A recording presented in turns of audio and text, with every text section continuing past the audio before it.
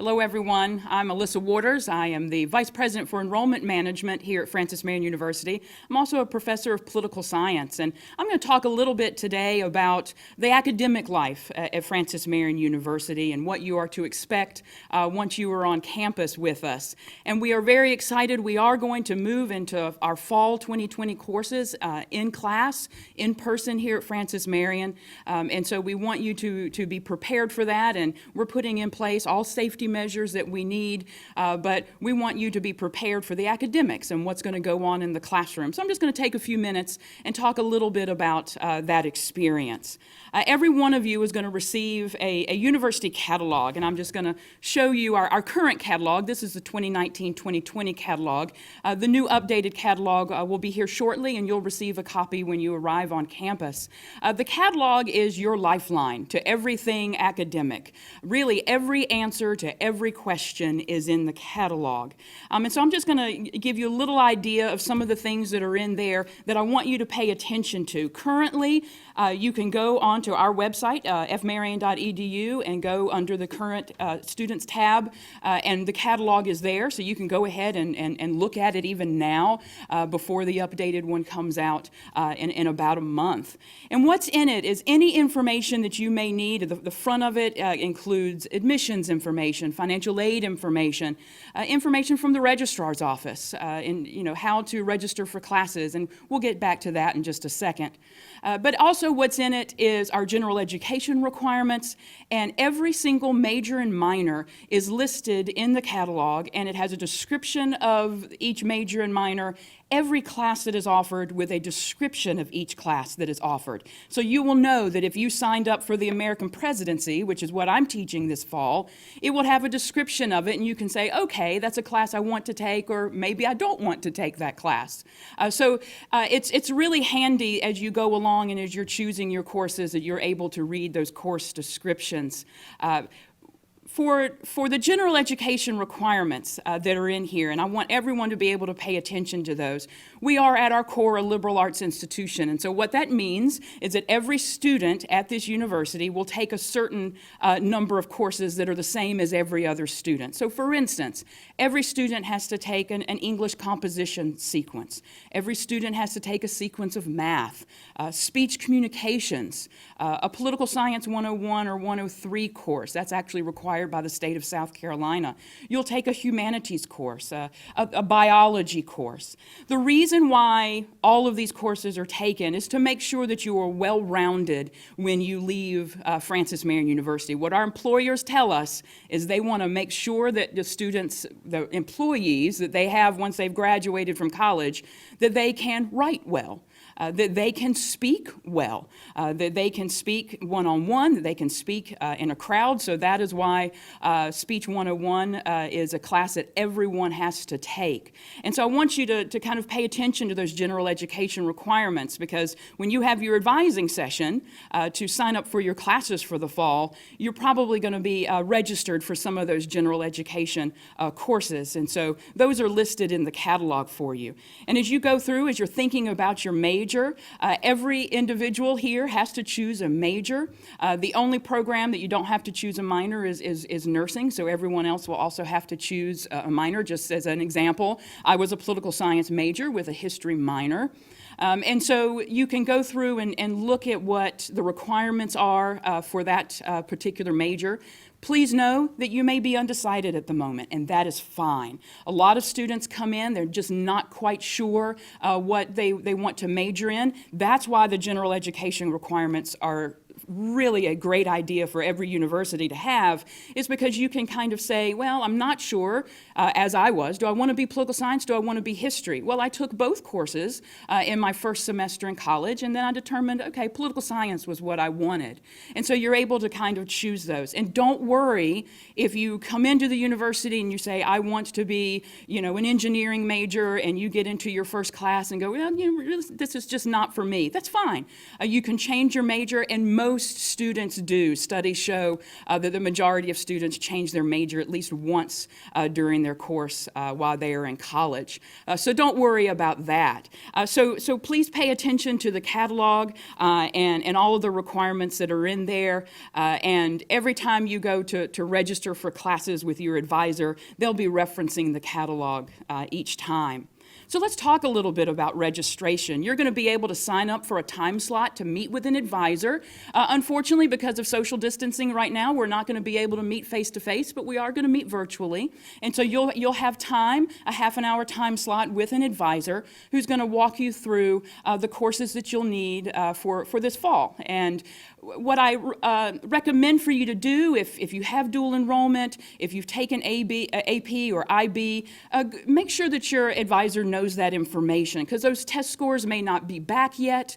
And so just go ahead and let them know that you have some AP scores that may be coming in, and so they can adjust your registration accordingly. So make sure you have that. And if you're dual enrollment, remember that your transcript cannot be your high school transcript. You do have to send your transcript from the college or university where you took your dual enrollment courses. So just remember that, and that would go to the admissions office so that we can make sure that the registrar puts that into the system and shows that you did take those classes.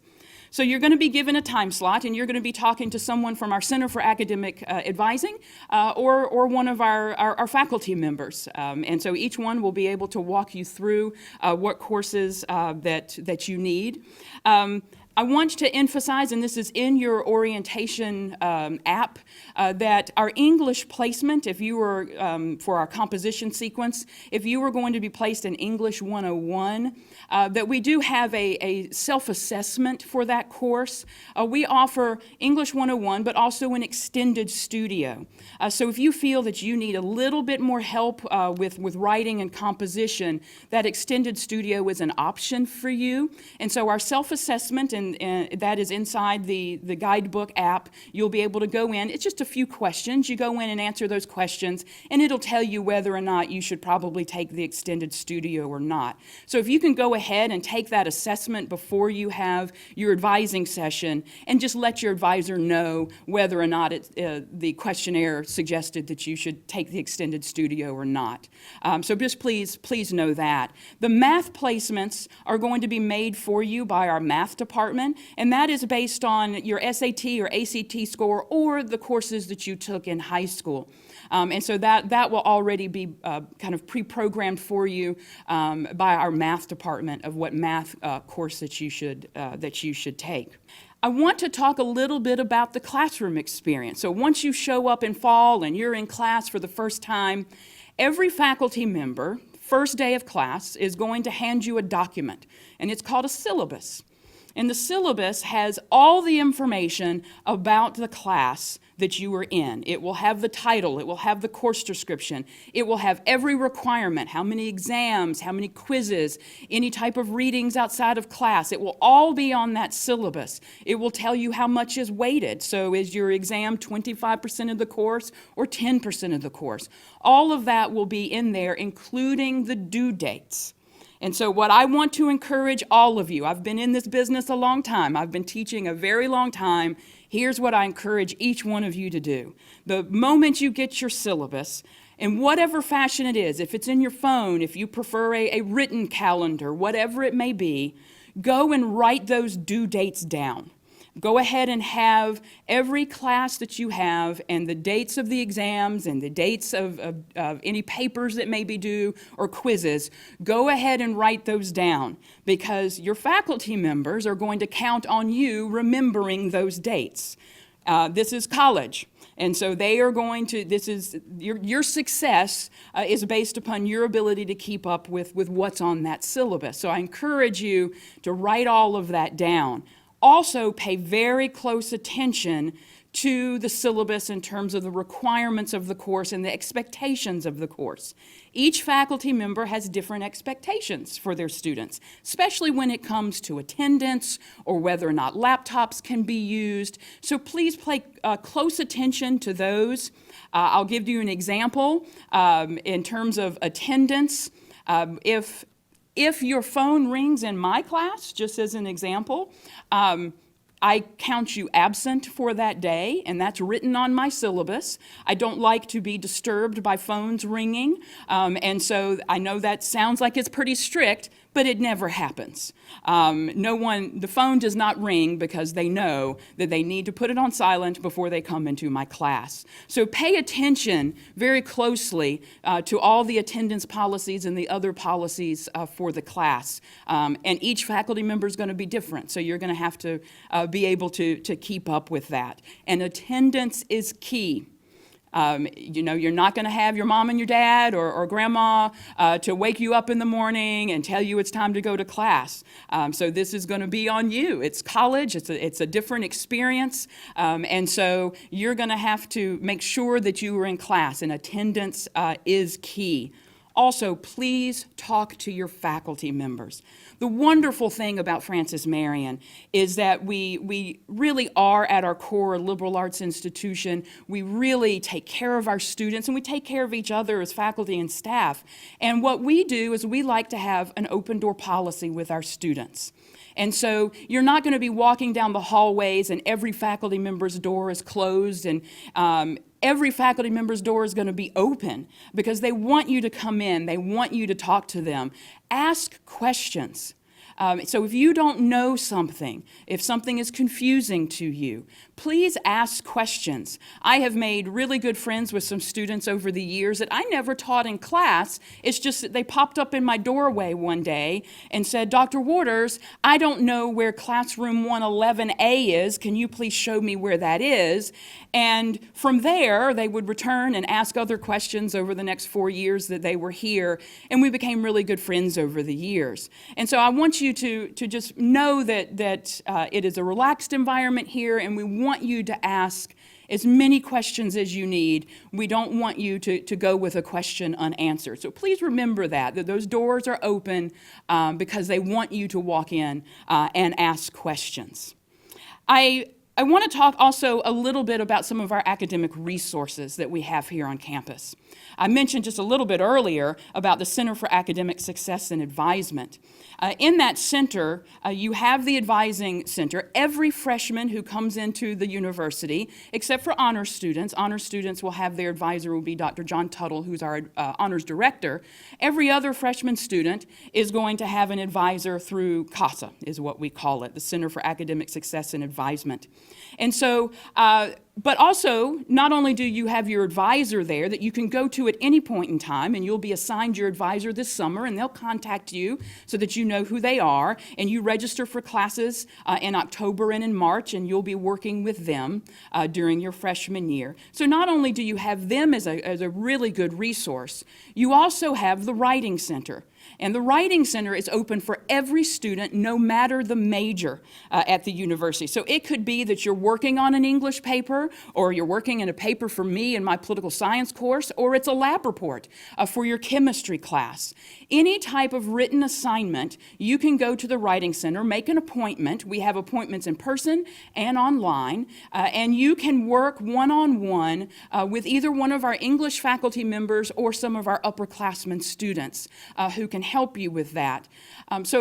Please know that that's there. I recommend it to all of my students. There is nothing to be ashamed of that you need help with writing. I still need help with writing. I contacted the other day the chair of the English department and said, "Could you please help me edit this, what I was working on?" So don't worry about that. And they're there to help you. We want you to be successful in all of your written work here at the university.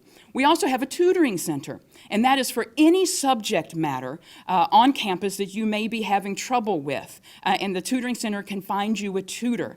Most of the tutoring is for chemistry and math, physics courses, but we can find you a tutor for any subject matter. And so I want you to look into that, and I encourage you to take advantage of that.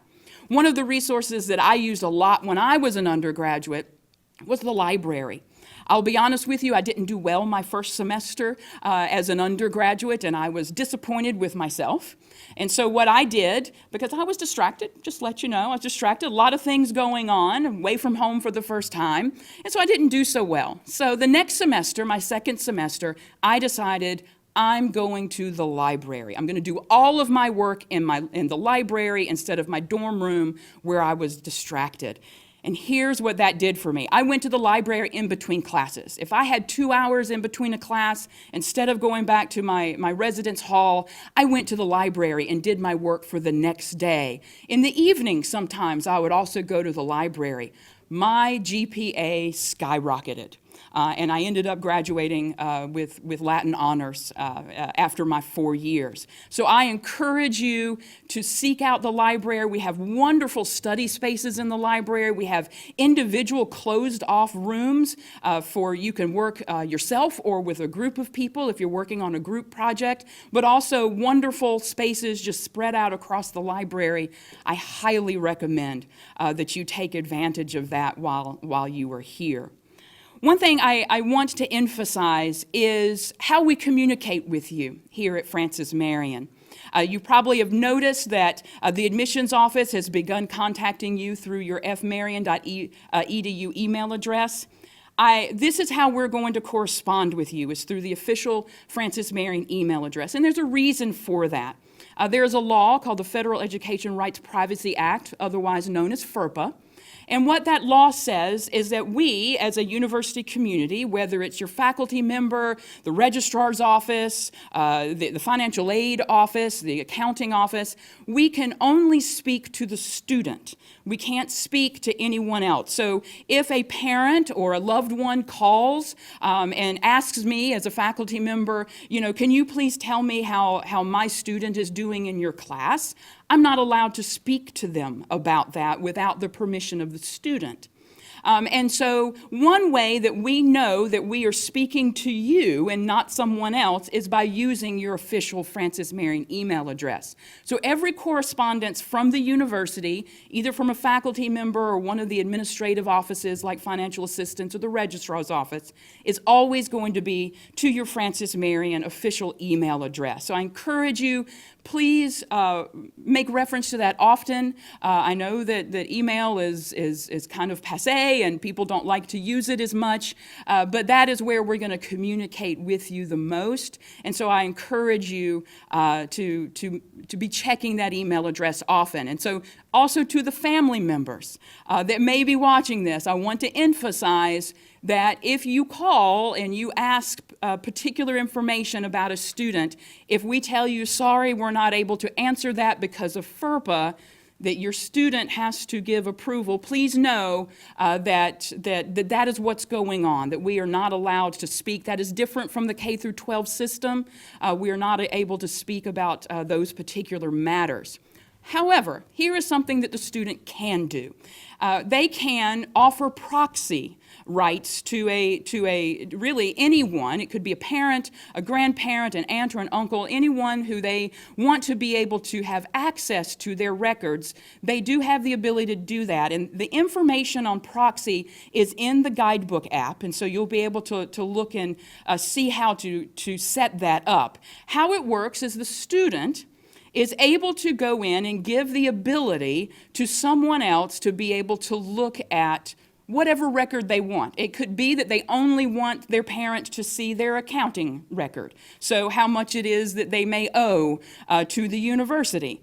So their tuition bill, for instance, and I kind of recommend to all students, you might want to do that so that someone else is watching when things are due. Yes, they'll also be able to see that parking ticket, but I think it's best so someone else is monitoring when that tuition is due. You could also, if you wanted to, let them see your grades or your class schedule or your financial aid information. It can be all of those things you let someone else see, or only one or two of those things. It's kind of like a buffet, and you just choose which ones that you want them to be able to see. This is new for us. We've only had proxy for a couple of years, and it's really worked well. I will let you know, though, that even though you may allow a parent to see what your final grade is, a faculty member can still not discuss with a parent or some other family member or someone outside the university community anything about your individual grades. They're just not allowed to do that because of the FERPA law. So I want to make sure that you know that, and all of that information is in your guidebook app. I'm gonna close up here because I've thrown a lot out at you, but I want to encourage you that when you have your advising session, ask them questions about classes and how registration works. At any point in time, contact the admissions office either by phone or email, or we have a class of 2024 Facebook page. Please reach out to us there and we will answer any questions you have. But here's what I also want to leave you with. I want you, when you arrive at Francis Marion University, I want you to enjoy yourself. I look back on my 4 years as an undergraduate and just with joy. I sometimes say I wish I could go back, maybe not, but I really enjoyed my time and the people I met, the relationships I established with faculty members and lifelong friends that I have, including the amount of knowledge that I gained. It really encouraged me to go on and get my PhD, and now I teach others in college. And so you really kind of find yourself and who you are when you're in college. I want you to enjoy yourself, enjoy your classes, take advantage of the student life opportunities here at Francis Marion, take advantage of the experiential learning opportunities, whether it is, taking a trip to New York with one of our theater faculty members to go to Broadway, or Model United Nations. Take advantage of all these opportunities that we have. They are here for you. We want you to enjoy them. They're going to help you build your resume as you go forward and apply to either graduate schools or jobs afterwards. So I can't wait to see you here on campus in the fall. We are looking forward to it. It's going to be a fantastic time. Thank you.